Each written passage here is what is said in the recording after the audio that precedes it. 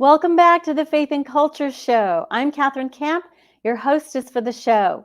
This is where we learn how to engage our culture with conversations that count, conversations with an eternal perspective. Today, I have a very special guest, Pastor David White of the Gathering Church in Moravian Falls, North Carolina. What a special place that is. Well, I am so honored to have Pastor David back on. He was on a couple of years ago. We were trying to figure out, has it been 2 years or 3? It seems like forever because our world just seems to be moving faster and faster. And it almost seems like time is moving so quickly, we cannot keep up with it. I keep hearing this from so many different people. It's like things keep happening, and it's just not like something happens and it's just there's a stall, time to breathe, time to think about what's going on in the world, but there's no time. We're just marching on and just moving forward, and it's not good what is happening in our world. So we're going to talk today to Pastor David about the situation in our world, how he sees it as a pastor and as a Christian. And we're going to talk about his new expanded version of his book. I also want to talk about, make sure that we discuss about an event coming up in his church. He has a very active church, and they have events more than most churches come up, which are helpful to people to attend seminars, conferences. And this is a very special one that's coming up. So let me bring him on and we can get started. Welcome, Pastor David. I'm so excited that you're here because you are a pastor that is serious about preparing your congregation for what's ahead. And you're very unique. You are one of the 4 pastors I have on the leadership page, the warrior leaders, because you are a warrior leader.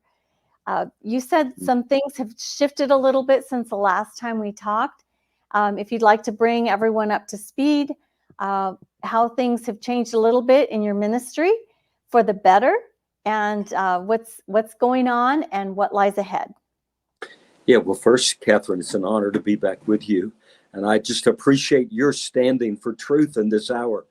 And we need more that are doing what you're doing.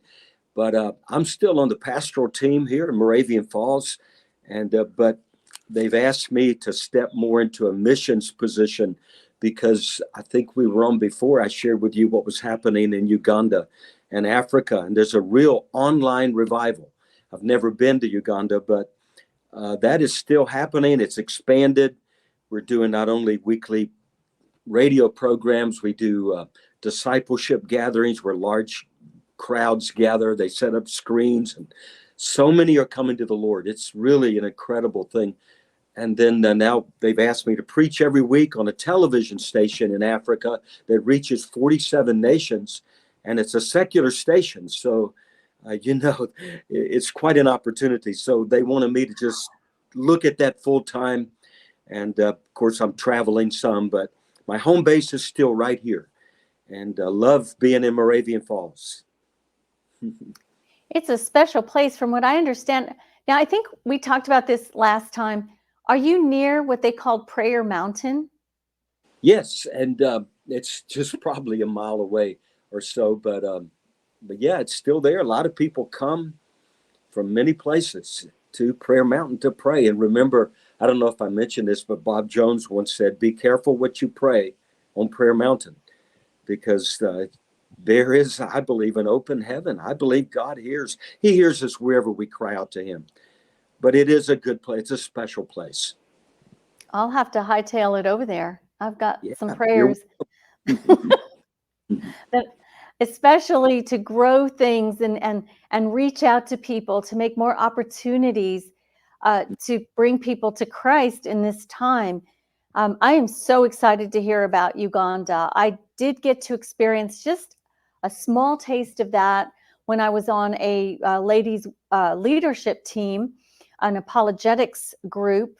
We did have 2 men on it, so I can't say it's all ladies, but we had some students from Uganda, and they would actually log in at some, I don't even know, their time is so different from ours.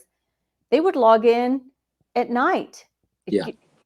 while we were doing seminars so that they could listen to what we were saying. And they were on fire. They were hungry to Yes. learn how to approach people who did not take God seriously. Yeah. It's a real move of God that just surprised, happened by an invitation to preach on a radio program. But that's been almost 3 years ago. And Wow. but they listen to that program now in prisons and universities, and it's really, I'm blown away how God has done it. And I've got to go someday just to see the people face to face, but instead we'll keep it on. It'll keep going online. Yes, as long as God allows it, do it. You are amazing with this. So it's been a while since we've talked, Yeah. and so many things have happened since then. We see all sorts of changes in not such a good way, and not really changes. I think God is exposing the wickedness Absolutely. that's always been there. I mean, we're beginning, for those who are paying attention, we're learning more about human trafficking, that we are the biggest offenders as America, probably because Yes. we're a wealthy nation and we have a lot of bad actors who have taken advantage of this.